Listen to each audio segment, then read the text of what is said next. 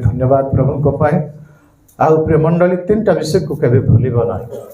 प्रथम जे तुमको साहाय्य करिछि टंकाटे भी हो तापाई कृतज्ञ हो केबे भी पासर ना कौन सी विषय भी हेल्प करिछि। द्वितीय विषय जे तुमको प्रेम करुछि प्रेम माने चारि पांच प्रकार प्रेम देखो से प्रेम नुहे आगापे प्रेम प्रभु को प्रेम जे करुछि ताको केबे एवॉइड करना।